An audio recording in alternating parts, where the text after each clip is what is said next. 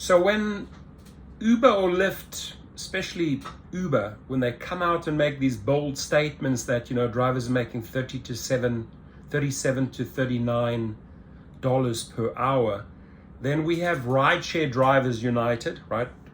Great group of people. They conduct their own studies here in California.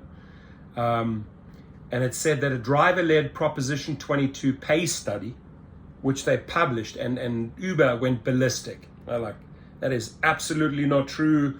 Your survey is flawed. No, it's not flawed. It's based on 12,000 rides, right? And it shows that we make $6.20 per hour average in LA. That is pathetic. That is beyond pathetic. So RDU drivers pull data from 12,000 rides and show the world what Prop 22 really is. The study is available here. We'll leave the link. Our earlier study on how Prop 22 is not helping drivers with health benefits is here. So they have both the links. Where did this come from?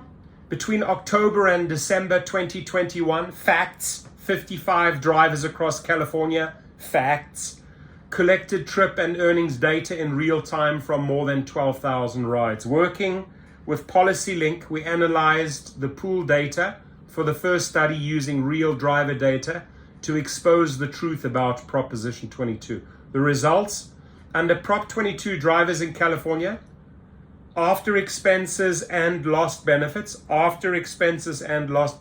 actually netting an average of $6.20 per hour. We all know that Prop 22 was never about protecting drivers' pay or providing benefits like all the changes they make to the app. Prop 22 is about protecting Uber and Lyft's interests and legalizing a business model that keeps us paying for their vehicle fleet while paying us barely enough to survive.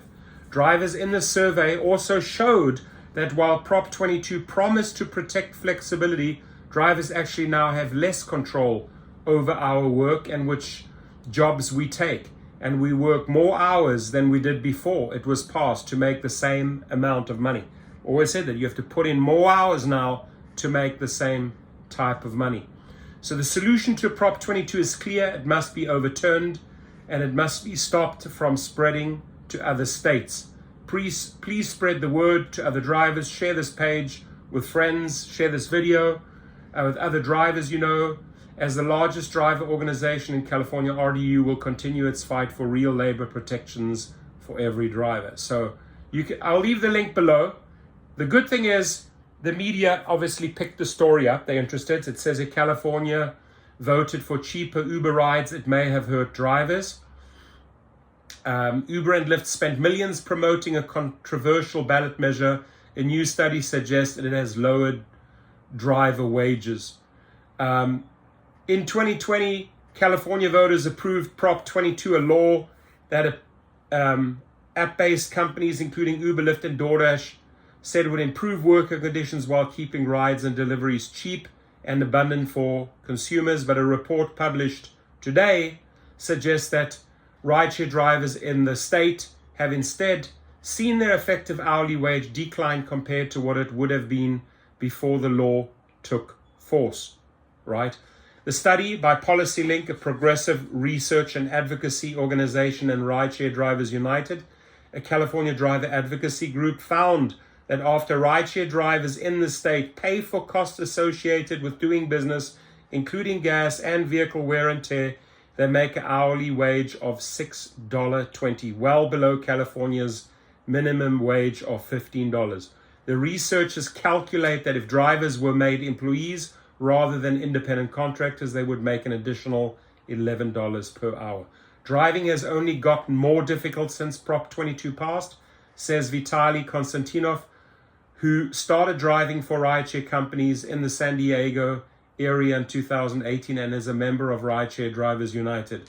Although we are called independent contractors, we have no ability to negotiate our contracts, and the companies can change our terms at any time. We need labor rights extended to app deployed workers. Uber spokesman, here's the Uber spokesman again. I mean, they just like, when I hear a Uber spokesman, these Uber spokesmen, when it's too tough, they don't comply and they don't answer, right? They just stay quiet. If they have a different spin, they spin it this way.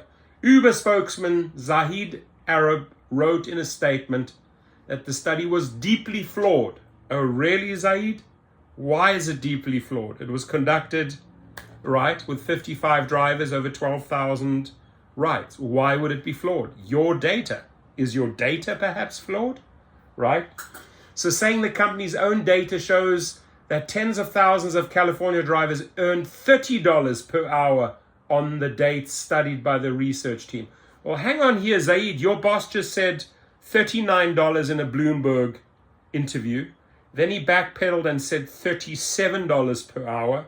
And now you're coming out and saying $30. Make your mind up, Zaid. You sound a little confused over there, dude. Maybe overworked and overtired, but definitely overpaid. Definitely overpaid, Zaid. So,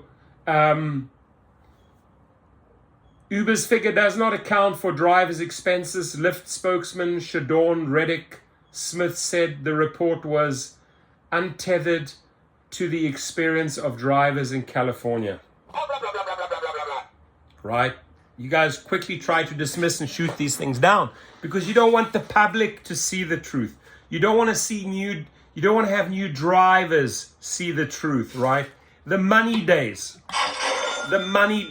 are over. People are leaving, right? And when I'm talking about people are leaving, I would seriously go, $7 or $6.20, my friends. It's not going to cut it. It's not going to get you anywhere in life, right? So I have a request. When you go to Gig Rocket, right? You see all these courses. Oh, by the way, if you ever got deactivated by Uber, Lyft, or DoorDash, hit us up. Email me, right? We have a team in place. We fight the deactivations for you. Get the appeals out. Go to Gig Rocket. There it is. Sign up right there, right? Then the other one, the private chauffeur and limo course, right? This, ladies and gentlemen, is selling like gangbusters. It is the antidote. It is the answer to this BS when you're not making money. It is now time to use your car and recruit private clients, get the right licensing, get the commercial license, and start setting your own schedules and your own rates. We show you how that's done at Gig Rocket. But let's finish this article here. In 2020, Uber and Lyft, other app-based delivery companies, promoted Proposition 22 as a way for California consumers and workers to have their cake and eat it too. At the time, a new state law targeted at the gig economy, AB5 sought to transform app-based workers from independent contractors into employees. But for the gig companies, the change would have come at the cost of hundreds of millions of dollars annually, per one estimate. So what did they do? They introduced these laws. They paid $200 million for it, right? And this study says straight up $6.20. What do you think the real number is, right? What do you think it is? And please leave your comments below. Have a great day and please stay safe.